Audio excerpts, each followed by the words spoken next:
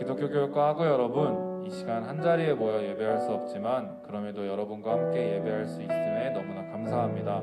각자의 자리에서 함께 찬양함으로 함께 예배했으면 좋겠습니다.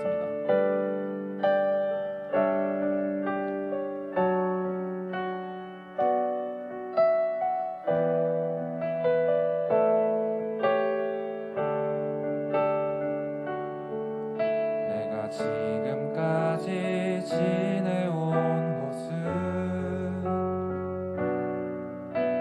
주의 은혜라 주의 은혜라 지금까지 지내온 것은 내가 하나님의 자녀 된 것은 주의 은혜라 주의 은혜라 하나님의 자녀 된 것은 주의 은혜라 주의 은혜라 지금까지 지내온 것은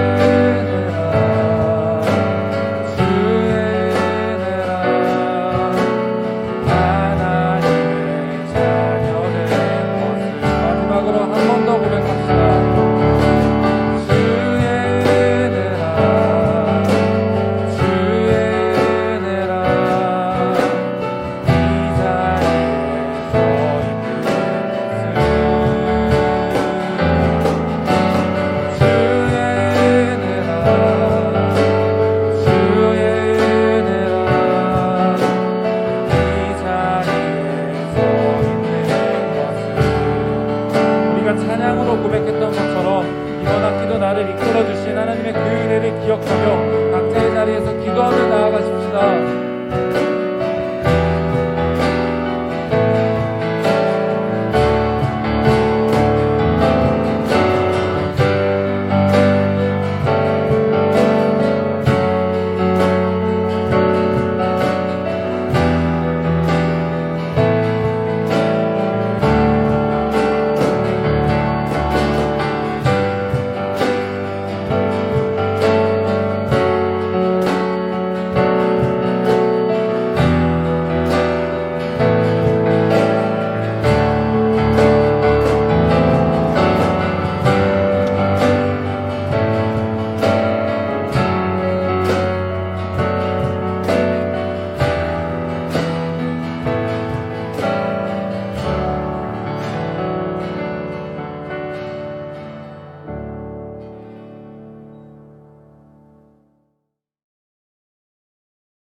기도하시겠습니다.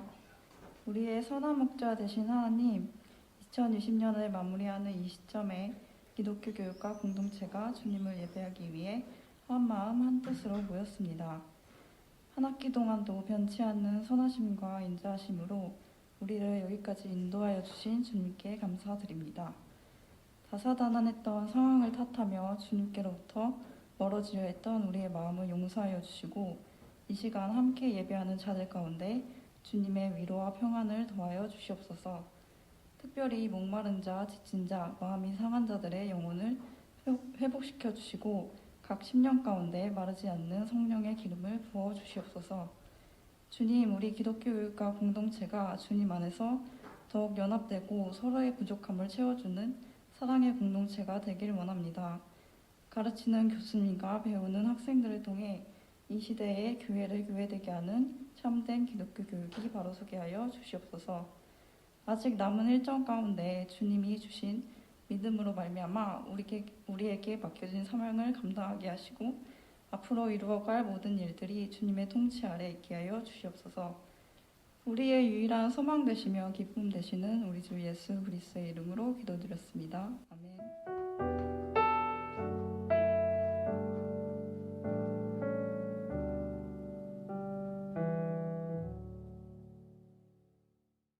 이 시간 성경 봉독하시겠습니다. 성경 말씀은 에베소서 5장 15절에서 21절 말씀입니다. 그러므로 여러분은 어떻게 살아가야 할지를 살피십시오. 지혜롭지 못한 사람처럼 살지 말고 지혜로운 사람답게 살아야 합니다. 세월을 아끼십시오. 때가 악합니다. 그러므로 어리석은 자가 되지 말고 주님의 뜻이 무엇인지를 깨달으십시오. 술에 취하지 마십시오. 거기에는 방탕이 따릅니다. 성령의 충만함을 받으십시오. 시와 찬미와 신령한 노래로 서로 화답하여 여러분의 가슴으로 주님께 노래하며 찬송하십시오. 모든 일에 언제나 우리 주 예수 그리스도의 이름으로 하나님 아버지께 감사를 드리십시오. 여러분은 그리스도를 두려워하는 마음으로 서로 순종하십시오. 이것은 주님의 말씀입니다. 이 시간 유재덕 교수님 나오셔서 때를 아끼자라는 제목으로 말씀 증거해 주시겠습니다. 여러분 반갑습니다. 이렇게 한 학기를 하나님 말씀으로 마무리할 수 있어서 하나님께 먼저 감사드리고 또 한 학기 동안 비대면으로 수업을 따라오느라고 수고한 여러분들 많은 격려를 드립니다. 여러분 위기가 무엇을 뜻하는지 알고 계십니까? 설교를 시작하면서 위기라는 낱말의 뜻을 물어보는 것을 보고 아마 생뚱맞다 이렇게 생각할지도 모르겠습니다. 그래도 여러분에게 다시 한번 물어보겠습니다. 위기가 무엇입니까? 사실 위기는 부정적인 말이 아닙니다. 위기는 위험과 기회가 합쳐져서 만들어진 말입니다. 이렇게 위기를 위험과 기회로 풀게 되면 위기는 그렇게 두렵거나 나쁜 뜻을 가진 게 아니라는 것을 알 수가 있습니다. 위험은 하지만 그것을 극복할 수 있는 기회가 동시에 주어져 있으니 그 뜻을 조금 더 새기면 위기는 오히려 희망에 가까운 말이라고 할 수 있습니다. 오늘 설교를 위기라는 말로 시작하는 것은 요즘 우리가 기독교 관련해서 그런 말을 자주 접하고 있기 때문입니다. 네이버에 기독교를 검색해 보면 연관 검색어에 다른 몇 개의 말들과 함께 기독교 비판이라는 말이 뜹니다.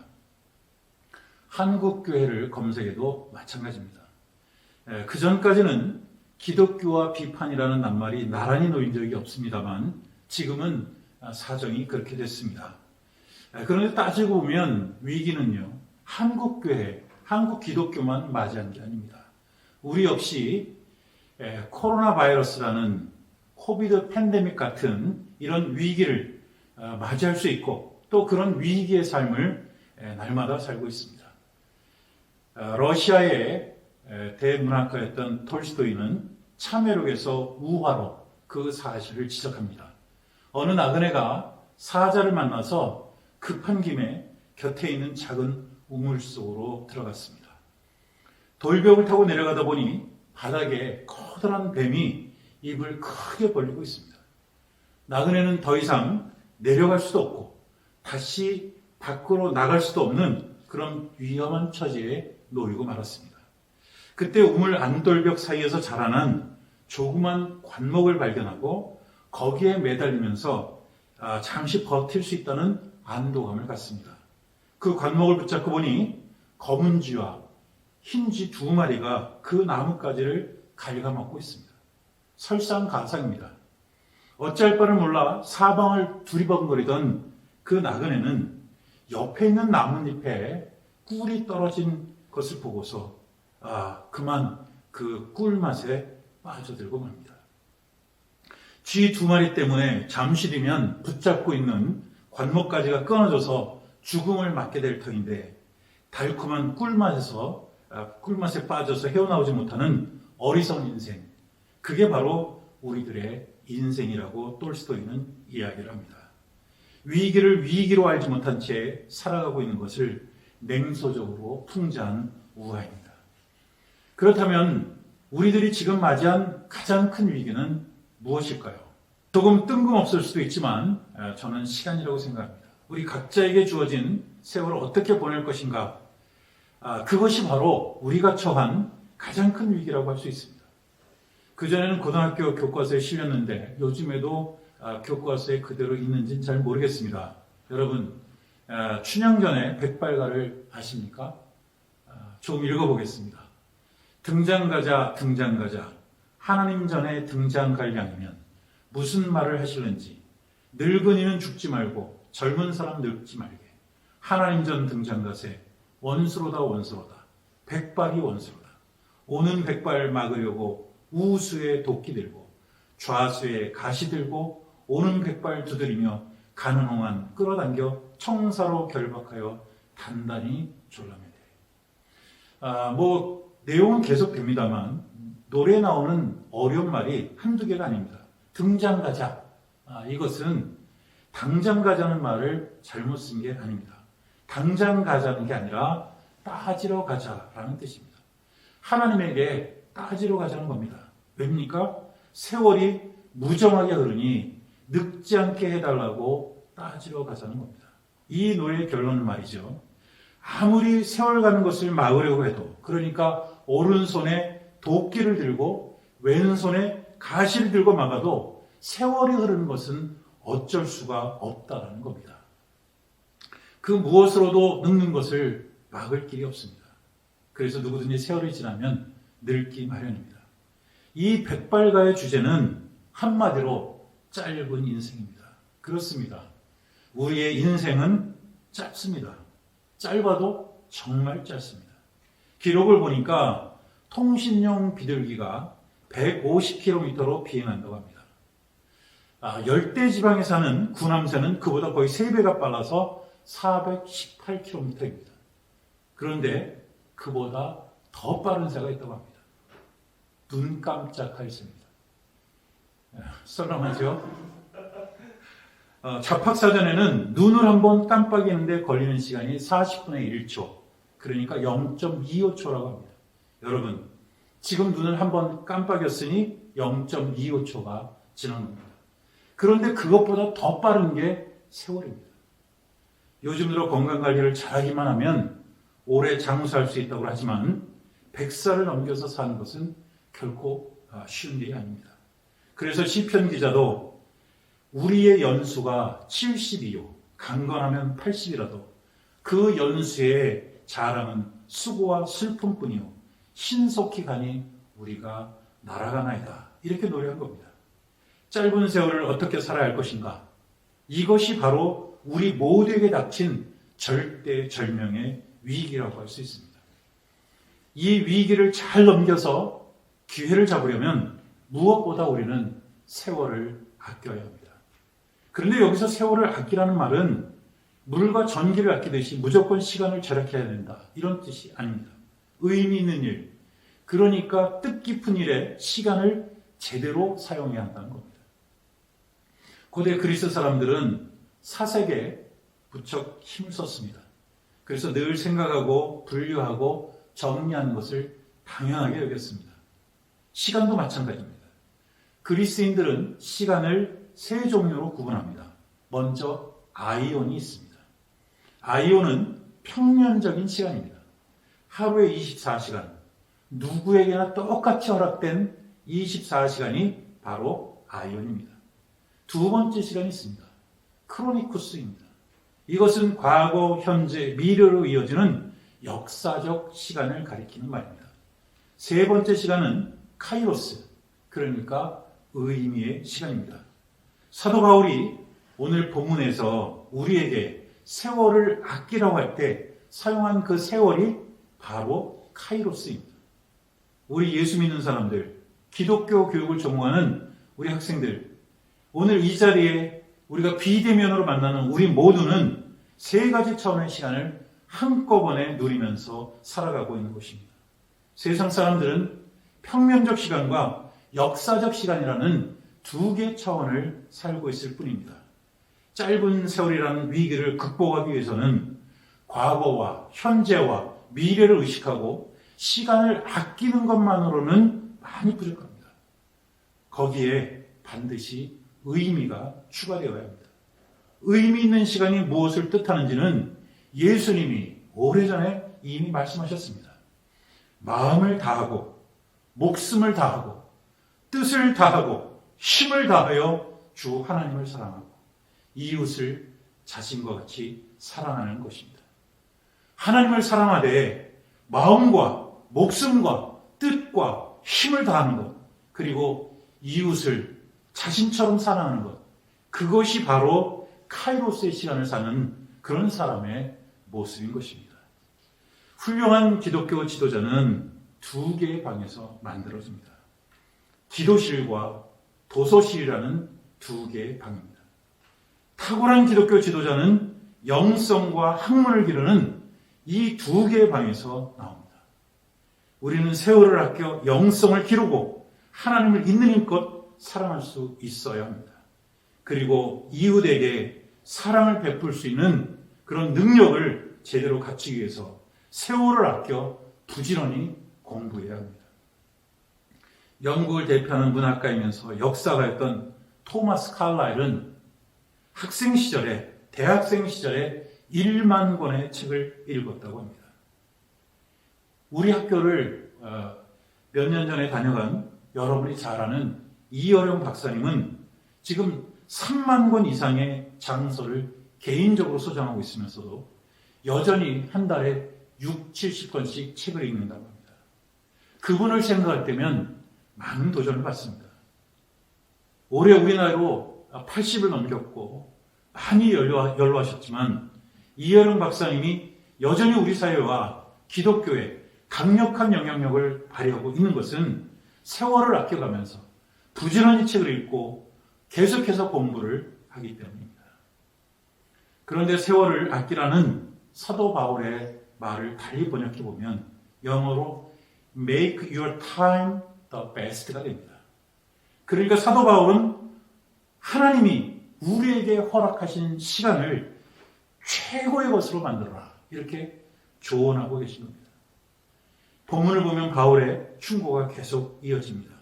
주님이 무엇을 바라시는지 늘 헤아리고 방탕하지 말고 성령이 충만하여 하나님에게 감사하는 그런 삶을 살아야 한다, 이렇게 말합니다. 어떻습니까? 여러분은 자신에게 주어진 그런 시간을 최고의 것, 최선의 것으로 만들고 감사하는 삶을 살고 있습니까? 우리는 자신에게 주어진 시간을 최선의 것으로 만들고 있는지 매 순간 돌아보고 또 부지런히 성찰해야 합니다. 우리에게 주어진 시간을 최선의 것으로 만들려면 1차적으로 육신이 주는 즐거움을 포기해야 합니다. 우리의 욕심도 내려놓아야 합니다. 어느 교회에서 실제로 있었던 일입니다. 고3이 된 학생이 수능을 준비하느라 오랫동안 교회에 나오지 않았습니다. 목사님이 어머니에게 학생의 안부를 묻습니다. 아드님 잘 있습니까?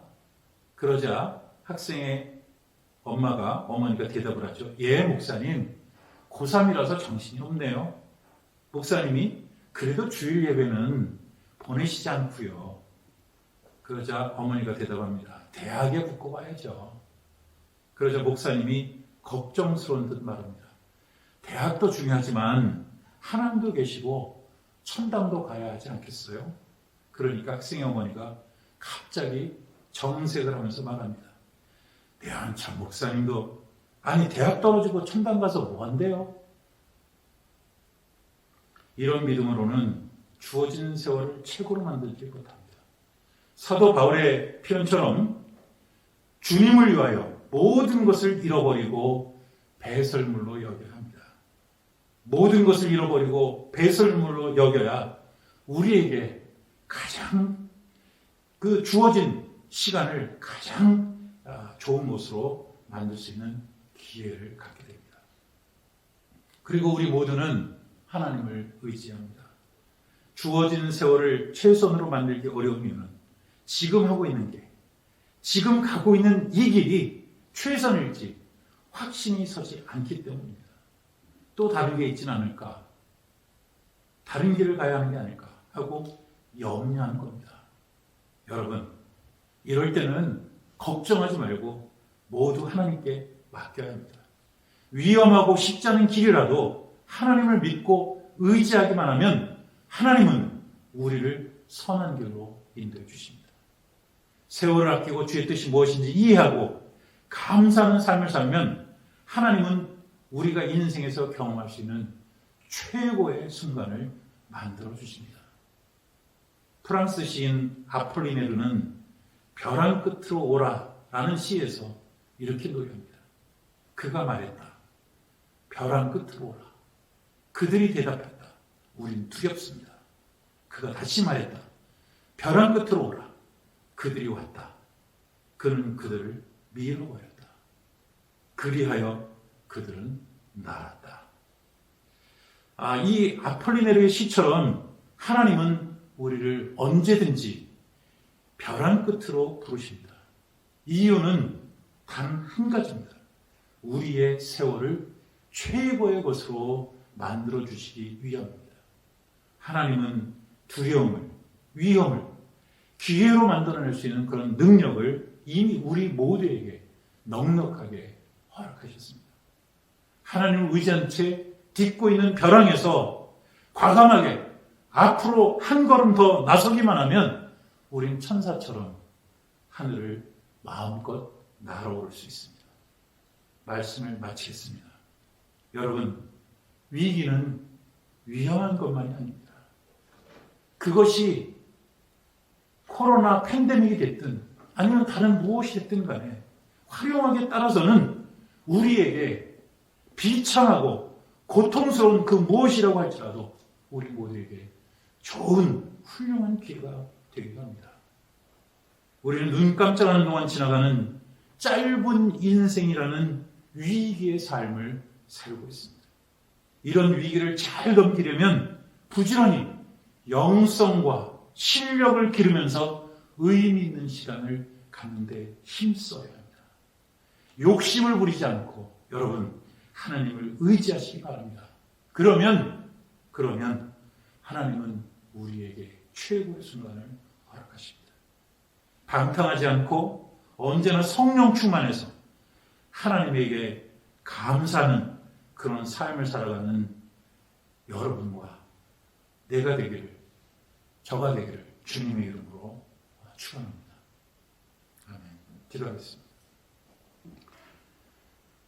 지금은 위기를 기회로 바꿔주시는 우리 주 예수 그리스도의 은혜와 우리의 삶을 최고로 만들어주시는 아버지 하나님의 지극하신 사랑과 성령님의 감동하심이 세상에서 때를 아끼면서 살아가기로 결단하는 저희 기독교 교육과에 속한 모든 이들에게 지금부터 영원토록 함께 하시기를 축원하옵나이다.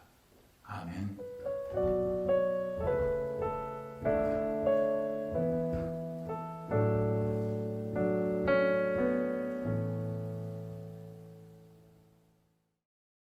네, 광고하도록 하겠습니다. 첫 번째 광고는 2020년 2학기 시학 캠페인 결산 보고입니다. 보고하기 앞서 많은 분들에게 감사 인사 말씀드리고 싶습니다. 많은 분들의 후원과 관심 덕분에 잘 진행될 수 있었습니다. 5월 23일부터 11월 17일까지의 시학 캠페인 총 수익은 1학기 2월 금액 59만 9,979원과 2학기 후원받은 금액 24만 2천원과 이자 274원을 합해 총 84만 2,252원입니다.